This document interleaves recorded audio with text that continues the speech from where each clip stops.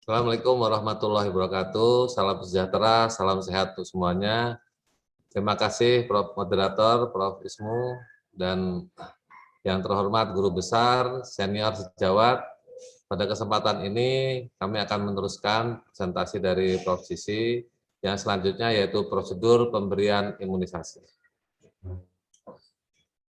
Dalam prosedur ini tujuan umumnya diharapkan peserta mampu melakukan pemberian vaksin secara benar, khususnya peserta mampu mempersiapkan vaksin dan alat secara benar. Kemudian mempersiapkan pasien mengetahui indikasi kontra atau false contraindication atau bukan kontraindikasi. Memberikan informasi, menjelaskan info atau informasi vaksin untuk orang tua. Menjelaskan dosis yang tepat dan tempat pemberian semua vaksin untuk masing-masing usia. Kemudian bagaimana melarutkan vaksin secara benar, bagaimana memposisikan pasien agar penyuntikan aman dan nyaman, dan menjelaskan bagaimana pengelolaan dan penyimpanan sisa vaksin. Yang dimaksud dengan persiapan adalah persiapan vaksin dan obat alat untuk mengatasi gawat darurat, persiapan pasien, dan pemberian informasi vaksin untuk orang tua atau info. Kemudian pemberian vaksin, ya bagaimana memberikan vaksin untuk mencegah infeksi, berapa dosis yang hendak diberikan, dan bagaimana cara melarutkan, rute pemberian atau cara dan tempat pemberian vaksin. Kemudian juga posisi pasien dan cara mengurangi sakit. Setelah pemberian vaksin, kita perlu monitor KIPI dan bagaimana pembuangan sisa alat dan vaksin, serta yang cukup penting juga adalah pencatatan dan pelaporan. Persiapan alat dan vaksin. Vaksin dan pelarut harus sesuai. Jadi produk vaksinnya apa, pelarutnya juga harus sesuai untuk vaksin tersebut. Misalnya vaksin BCG, ya pelarutnya BCG, dan juga produknya yang sama. Jadi jangan pabrik yang berbeda. Demikian juga campak. SPED dan jarum. Ya, SPED ini berbeda-beda untuk pemberian intramuskuler, subkutan, ya maupun intrakutan, tergantung rute pemberian dan usia. Kemudian kapas plester hipoalgenik, alkohol, tempat sampah yang medis maupun non medis, dan obat-obatan injeksi ya untuk antisipasi adanya KIPI atau anafilaksis yaitu adrenalis, antihistamin, difenidamin, dan dexamethasone. Persiapan ruangan ya terutama ini pada sekarang ini yaitu dalam masa pandemi, prinsipnya mencegah transmisi dari SARS atau COVID ya. Pisahkan pasien yang hendak imunisasi yang rata-ratanya sehat dengan kunjungan anak sakit. Kemudian juga jangan lupa menerapkan physical distancing. Dengan cara bagaimana? Membuat perjanjian, sehingga pasien bisa dibatasi dan tidak menumpuk. Dan diupayakan satu pasien cukup satu pengantar. Ruang yang cukup besar untuk memberikan pelayanan, terbuka, sirkulasi baik, sehingga jarak antara satu pasien dengan yang lain 1-2 meter. Kemudian jangan lupa sediakan alat cuci tangan atau hand sanitizer minimal. Pengantar atau anak lebih di atas 2 tahun ya dianjurkan untuk menggunakan masker. Kemudian juga kalau diperlukan adanya triase ya gunanya untuk screening demam, untuk terutama temperatur lebih dari 7,5 derajat Celcius, kemudian anamnesis demam, batuk, nyeri tenggorokan, dan kontak dengan konfirmasi COVID. Bagaimana dengan persiapan petugas? Petugas menggunakan APD, alat pelindung diri berupa masker, bedah, gaun, dan face shield ya, tergantung pola transmisi. Penggunaan sarung tangan tidak wajib dalam pemberian imunisasi, kecuali pemberian vaksin secara oral atau ada lesi pada tangan. Sarung tangan harus diganti untuk setiap ganti pasien dan tetap menerapkan hand hygiene. Melakukan cuci tangan dengan langkah yang benar perlu kita perhatikan juga. Bagaimana persiapan pasien? Pemberian obat secara benar. Ya, pemberian obat secara apa? Dimaksud dengan pemberian obat secara benar. Satu, benar pasien. Ya, benar vaksin, benar waktu, ya benar dosis dan rutenya. Serta jangan lupa dokumentasi yang benar juga ya. Persiapan pasien meliputi anamnesis. Kita menanyakan identitas pasien, namanya, umurnya, tanggal lahir kalau perlu, jarak dengan vaksin sebelumnya, ya, jadi ada riwayat vaksinasi sebelumnya kapan, dan jaraknya dosis atau belum. Kemudian kita tanyakan juga riwayat kejadian ikutan pasca imunisasi atau KIPI. Berikutnya kita cermati apakah ada indikasi kontra dan perhatian khusus. Pada keluarga, jangan lupa kita memberikan penjelasan tentang informasi vaksin untuk orang tua, yang antara lain berisi vaksin yang akan diberikan, manfaat pemberian vaksin ini, kemudian kemungkinan apa saja yang bisa terjadi atau sebabkan efek samping atau kipi. Kemudian jangan lupa juga Anda menyampaikan rencana jadwal imunisasi selanjutnya. Asuhan pediatrik umum juga kita lakukan meliputi tunjangan nutrisi atau asesmen nutrisi, pertumbuhan, dan perkembangan. Pemeriksaan fisik, ya, nasihat atau tidak ada indikasi, dan pemeriksaan daerah lokasi penyuntikan. Kontraindikasi atau precaution umum, ya, sementara kontraindikasi sementara sedang mengalami sakit berat atau sedang. Kemudian pemberian vaksin hidup, hati-hati pada kehamilan, penderita imunodefisiensi atau setelah transfusi atau terapi imunoglobulin. Kontraindikasi permanen, ya, shock anafilaksis setelah pemberian vaksin sebelumnya, ini hati-hati ya. Kemudian pemberian DPT ada riwayat ensefalopati. Kemudian secara umum pasien DPT, ya, hipotonik, hiporeferensif episode, menangis terus-menerus 3 jam, suhu di atas 40,5 derajat Celcius dalam 48 jam, kejang dalam 3 hari, atau sindrom Guillain-Barré dalam 6 minggu setelah pemberian DPT sebelumnya. Bukan kontraindikasi, jadi keadaan-keadaan ini bukan kontraindikasi, jadi bisa kita lakukan imunisasi. Karena kalau kita keliru, maka akan menyebabkan kehilangan kesempatan atau missed opportunity, yaitu penyakit ringan dengan atau tanpa demam ringan, reaksi ringan habis suntik, misalnya demam ringan setelah vaksinasi sebelumnya, riwayat kipi pada keluarga, kemudian dalam terapi antibiotik atau terpapar penyakit, masa penyembuhan, riwayat penderita infeksi pertusis, campak atau MAM, ibu hamil dalam keluarga, ya, menyusui atau malnutrisi. Bukan kontraindikasi juga bayi prematur, jadi tidak perlu ditunda, ya, kecuali dia untuk hepatitis ada perhatian khusus, ya. Alergi terhadap bukan komponen vaksin, kelainan neurologi yang stabil, misalnya cerebral palsy, sindrom Down, asma atau eksim, pemberian steroid topikal atau inhalasi juga bukan merupakan kontraindikasi. Ya, terapi kortikosteroid, ya, usia di atas usia yang telah direkomendasikan, kecuali untuk vaksin tertentu, misalnya DPT. Untuk penjelasan informasi vaksin untuk orang tua atau info atau informasi vaksin orang tua perlu dilakukan sebelum pemberian vaksin. Jadi orang tua harus dijelaskan manfaat dan kemungkinan risiko yang bisa terjadi setelah pemberian vaksin. Gunakan informasi vaksin orang tua yang dapat di-download di website IDAI, ya, dengan alamat sebagai berikut: http://www.anakindonesiasehat.com. Untuk selanjutnya akan ditampilkan video pemberian imunisasi yang akan dipandu atau disajikan oleh Dr. Maineni. Kepada yang terhormat Dr. Maineni kami persilakan. Wassalamualaikum warahmatullahi wabarakatuh.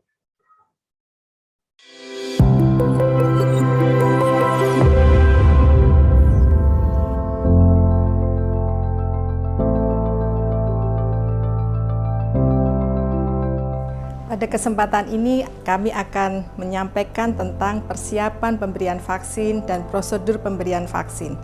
Pemberian vaksin secara benar sangat penting dilakukan untuk mencapai potensi vaksin secara optimal dan untuk mencegah terjadinya kipi karena kesalahan prosedur.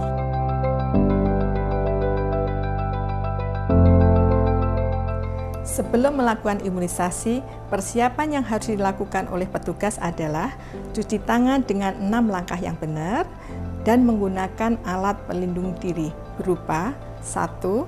Masker bedah, 2. Penutup kepala dan gaun, yang ketiga face shield. Penggunaan face shield tergantung dari pola transmisi penyakit itu di suatu daerah. Yang keempat, sarung tangan.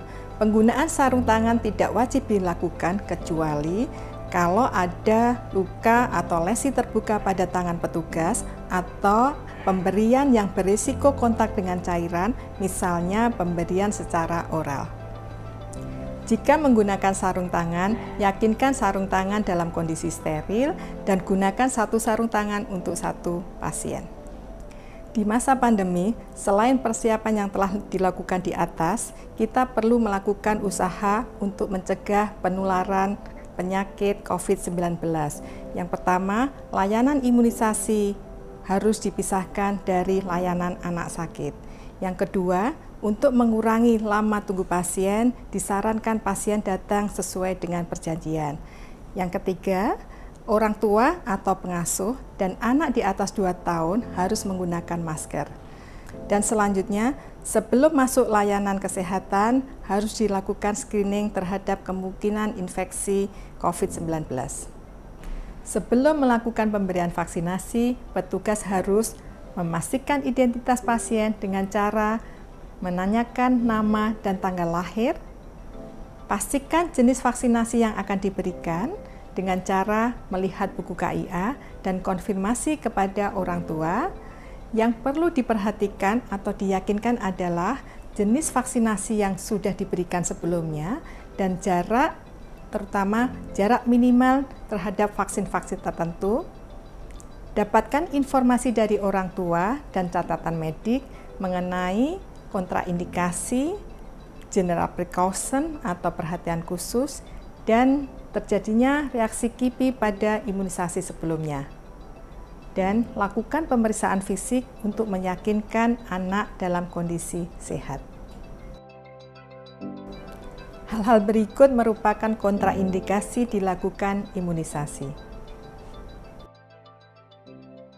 Sedangkan hal-hal berikut merupakan precaution atau perhatian khusus di mana vaksin bisa diberikan selagi manfaat jauh melebihi dari risiko terjadinya reaksi simpang, dan pemberian vaksinasi harus dilakukan di rumah sakit oleh dokter spesialis anak.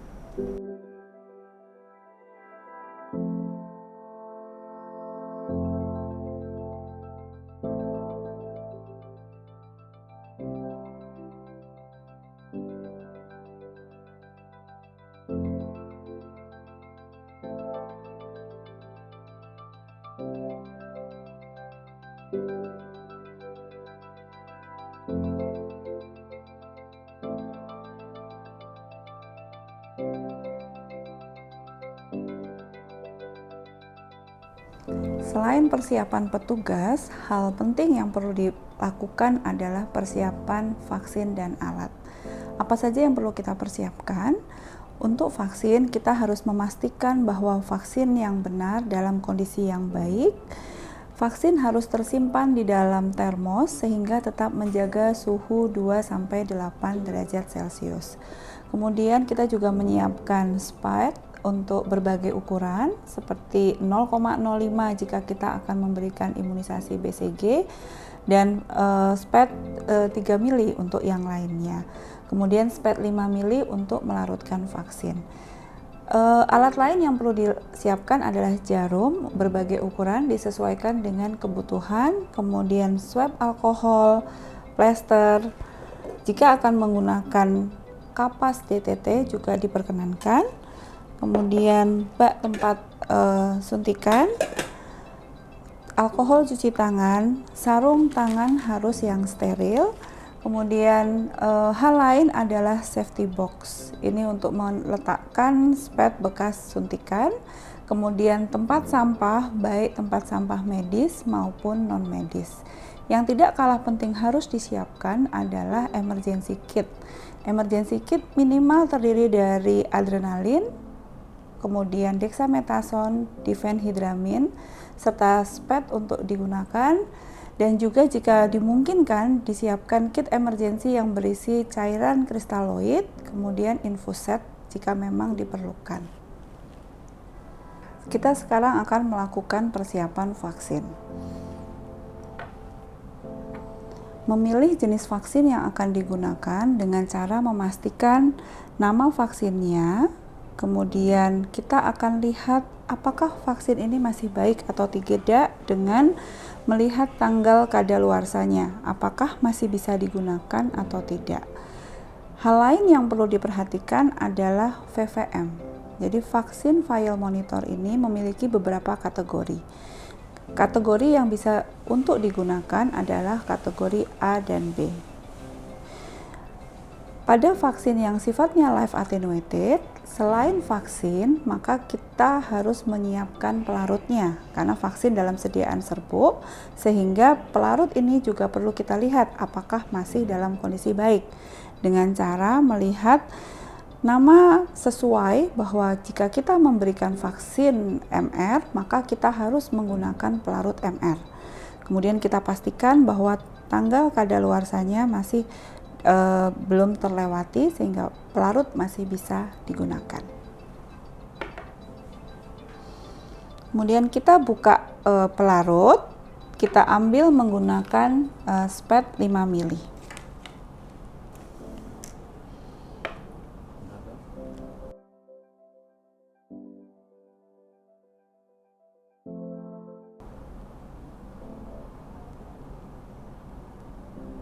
Cairan pelarut dialirkan secara perlahan melalui dinding sampai dengan habis.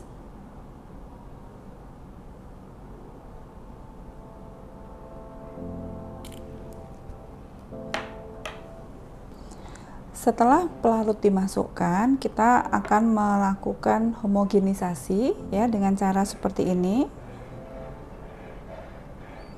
Ya, kita tidak boleh mengocok sehingga kita hanya menggoyang seperti ini, kemudian kita cek apakah larutan sudah homogen atau belum. Ditandai dengan tidak adanya endapan di bagian bawah botol vaksin.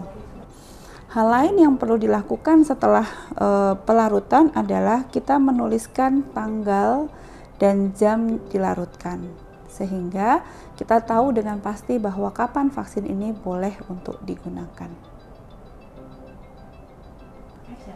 Pada beberapa vaksin tertentu, kita perlu melakukan shake test untuk memastikan apakah vaksin tersebut pernah beku atau tidak sebelumnya.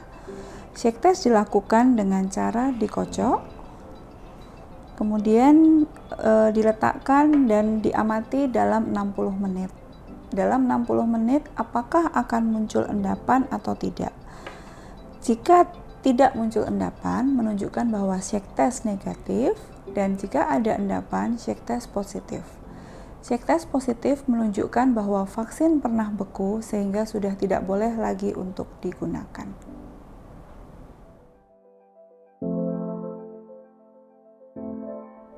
Ya, dalam pemberian vaksinasi ada dua aspek penting yang harus kita perhatikan. Satu adalah kelaikan pasien, ya, yang kedua adalah kelaikan vaksin.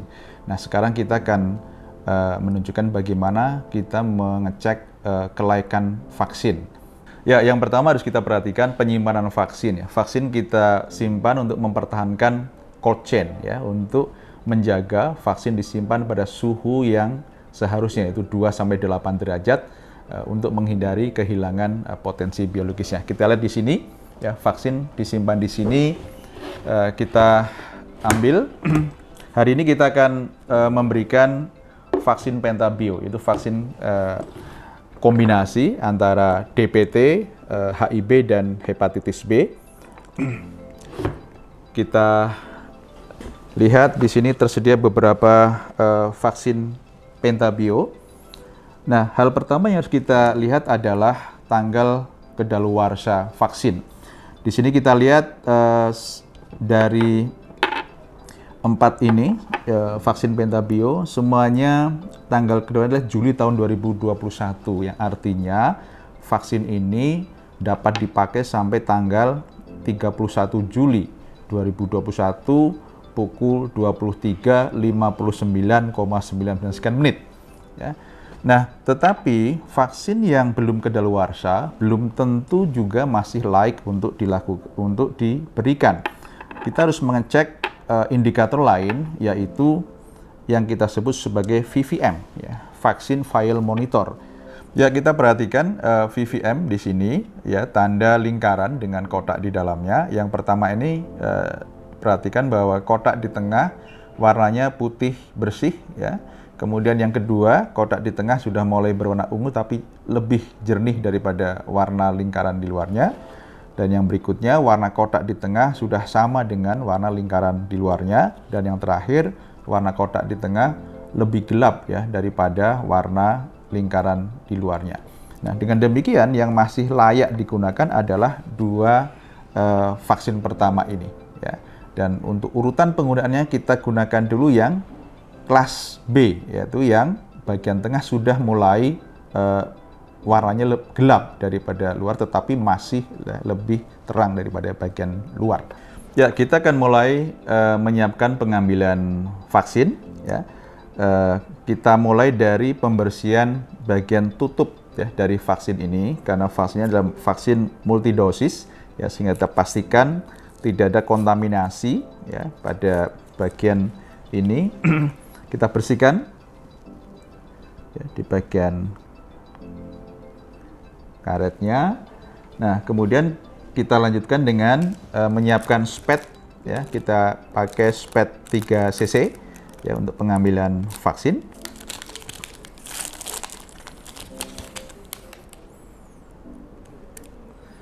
Buka dan kita ambil sebanyak 0,5 cc.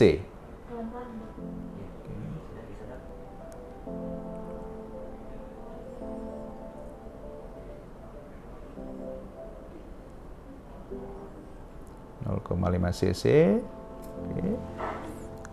Kemudian kita ganti memakai jarum dengan ukuran yang sesuai untuk ukuran anak, tetapi juga sesuai untuk pemberian secara intramuskuler. Kita lihat di sini ada 2 jarum yang tersedia, ukuran 26 dan ukuran 24. Ya, ukuran 26 terlalu pendek untuk pemberian secara intramuskuler. Maka kita gunakan ya ukuran spet 24. Ya. Kita ambil.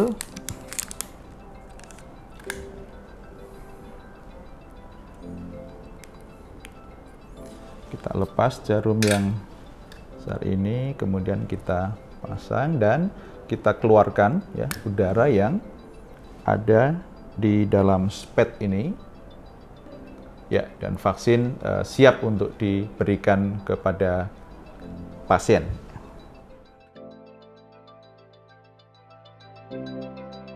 Ada beberapa cara pemberian vaksinasi ya sesuai dengan jenis vaksinnya, dan juga sudah disepakati lokasi-lokasi pemberian vaksin.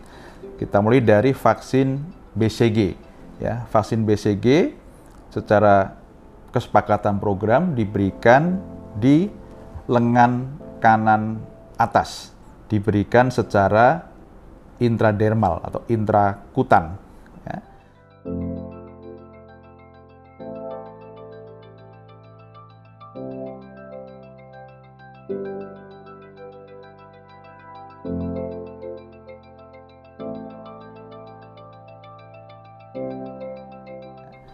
Kemudian vaksin yang lain, vaksin Pentabio, ya, kita berikan dengan injeksi intramuskuler dan disepakati diberikan di paha kiri, yaitu di musculus vastus lateralis, tungkai kiri. Nah, sementara vaksin polio IPV ya, diberikan dengan injeksi intramuskuler ya, di paha kanan.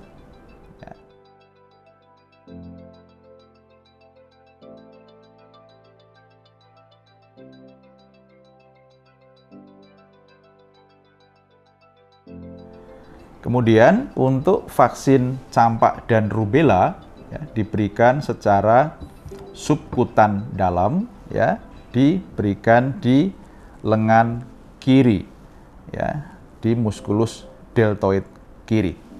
Ya.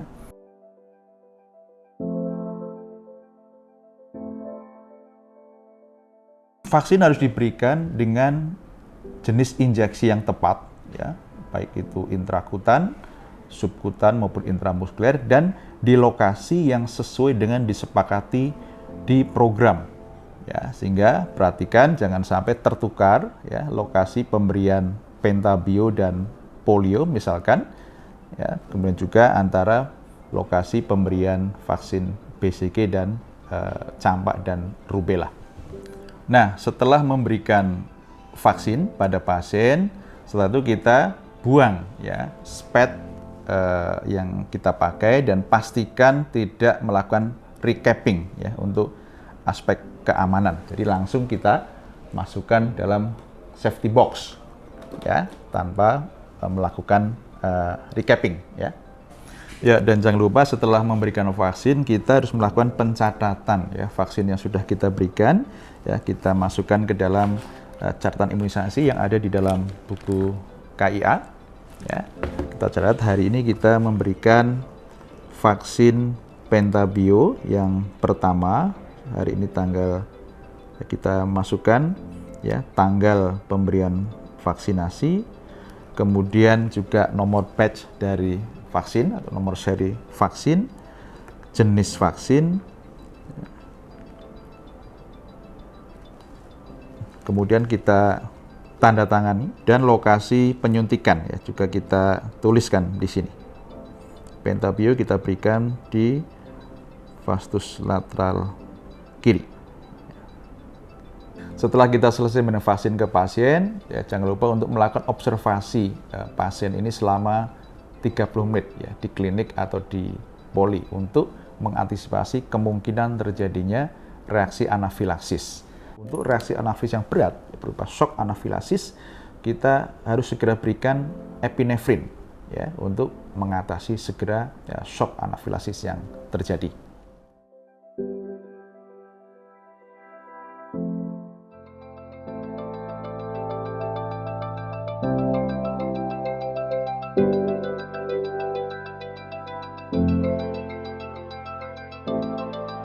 Dan mengingat pentingnya vaksinasi, maka kita harus menyukseskan program imunisasi nasional dengan melakukan imunisasi secara tepat sesuai dengan jadwal yang ditetapkan dan dengan prosedur yang benar untuk keamanan pasien maupun tenaga kesehatan.